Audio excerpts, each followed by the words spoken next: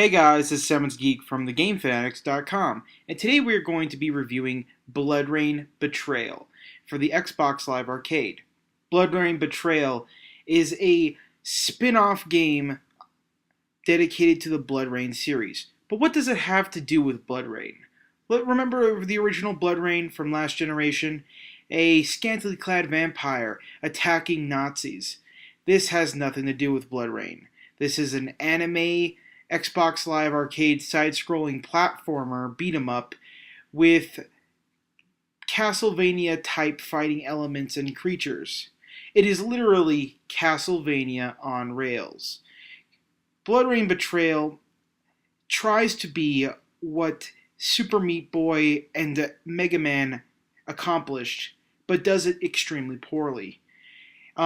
They tried to implement a very complicated combo system using Street Fighter type like commands into their fighting mechanics. And unfortunately, it does the platformer disfavor. A platform that heavily relies on precision jumping is flawed due to the fact that you moving the D-pad a certain way and pressing the A button could accidentally fling you backwards, push you forwards, or completely just completely mess up your game.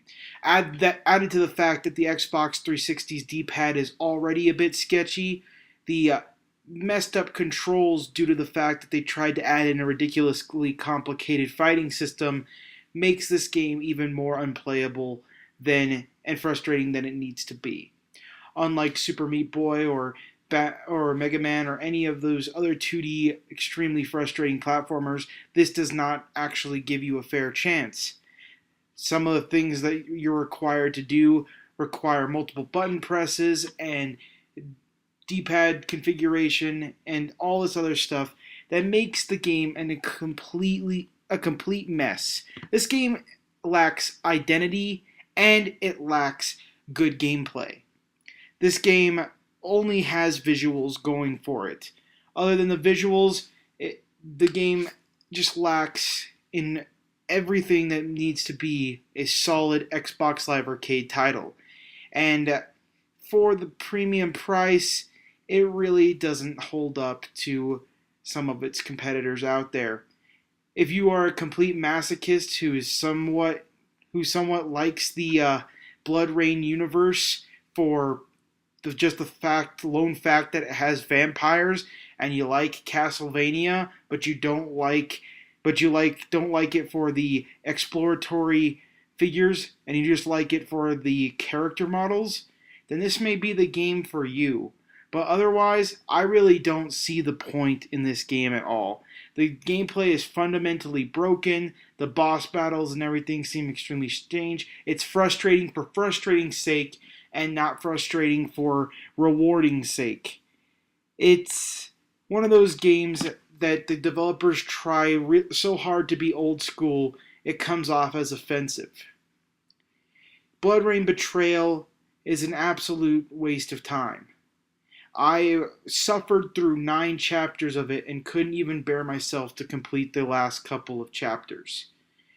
Even though the game isn't frustratingly hard due to the fact that it has a health system that's extremely easy to abuse, the platforming elements of the game can be so extremely tedious that you can literally spend 2 or 3 hours on one level. It's not hard to the point where you can't beat it, but it's hard to the point of why would you want to beat it? And there's no really real reward for all your hard work. The achievements are extremely difficult and don't really offer much replay value except for those who actually enjoy the game, which, judging by how it plays, that will be very few. The game also suffers from just terrible drawing distance. You see, if you play this game in standard definition, some of the things are not viewable on screen, thus leading to a lot of cheap deaths. I've had moments where enemies are at the top of the screen in standard definition, and I jump up and they kill me. In high definition, this is still a problem, but not as frequent. I also get things in standard definition, whereas the enemy seen here throwing fans at you have also attacked me and I had no chance to see them. This game doesn't really adjust itself for certain resolutions. Overall, it was a very low budget game, and you can really tell. And that's why BloodRayne Betrayal gets a 2 out of 5.